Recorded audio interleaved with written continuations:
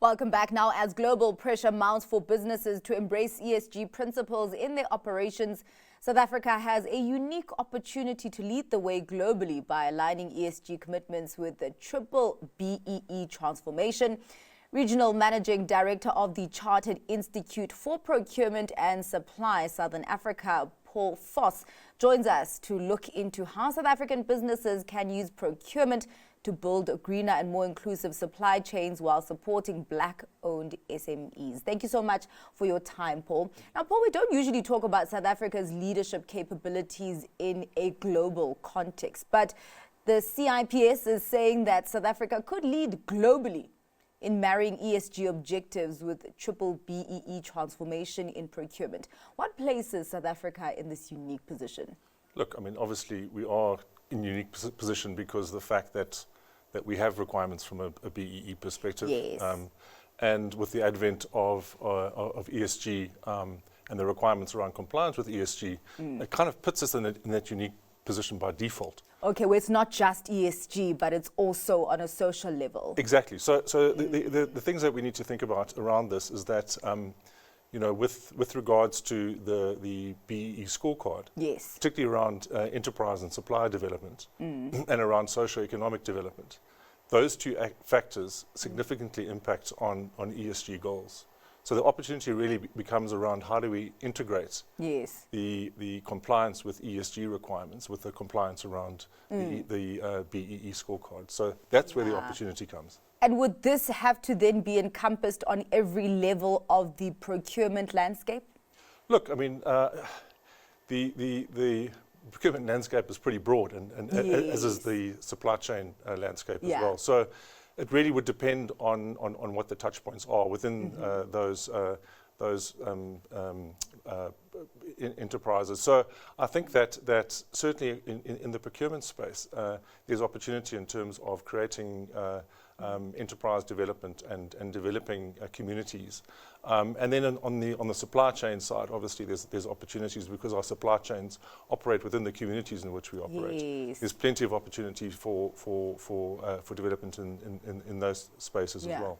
And what do the global trends look like when it comes to embedding these metrics? I guess obviously there it would be more ESG in the procurement and supply chain landscape. So again, I think if you look at developed versus developing countries, the emphasis is very, very different. So in developing countries, the emphasis and focus is very much on environmental factors. Okay, so not even just ESG broadly, but specifically very much on the E. the trend is on the E factor. If you look at developing countries, the emphasis in developing countries is around the sustainability side of things. And when we talk about sustainability, we talk more around economic sustainability.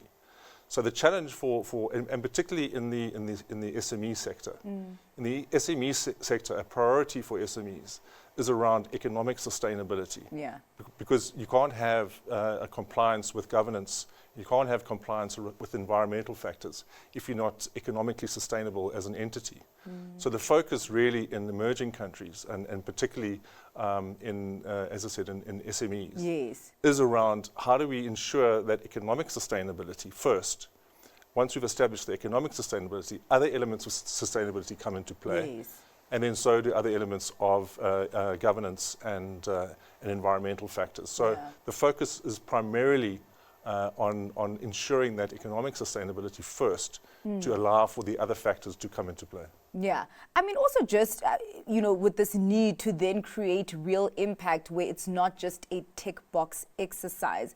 What do we really need to factor in there so that this filters through to even the most vulnerable in the economic chain? So what we're looking for really is full transparency. Yes. So full transparency is vital, and also you know, proper risk management strategies. Okay. So if we implement those into our planning, they represent practical ways in which we can manage ESG.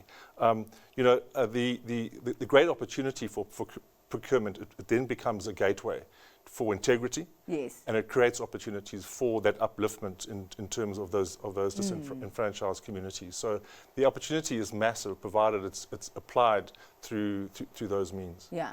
There's the concept of economic justice in ESG. What does that entail, and how should it be approached in the supply chain landscape? Look, I think that in the ESG space, supply chains impact on communities. Yes. So, and a lot of our supply chains run through our communities. They use infrastructure within our communities, they use resources from within our communities, and they impact on people within our communities. So the social justice element around ESG has potential to have a huge impact on our supply chains. And the emphasis really needs to be on how we integrate those communities within our supply chains, so that we then help to deliver on some of the ESG goals as well. All right. Paul, just as we wrap up the conversation, do you then see ESG conscious procurement becoming regulation and legislation in international trade at some point? Look, I think in some respects it already is. Okay.